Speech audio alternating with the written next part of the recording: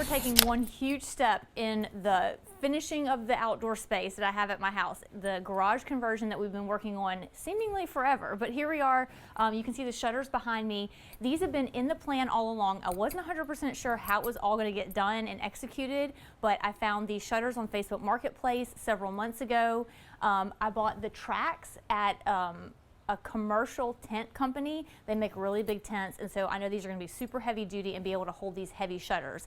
The thing we were really waiting on was for the floors to be finished, because I knew that the level of the floor was going to come up, and so we were going to have to readjust how high the rollers were going to be on the bottom of these shutters. And as it turned out, the original rollers I bought are too tall. They were perfect in function and all that, but they were too tall. So I went out and bought a smaller version, these guys right here, and I've tried them out. They're going to work out perfect. We have to add the hinges, and then I'll show you what it looks like afterward. I'm super excited. This is a huge step in getting this thing finally done. All right, let's get it done.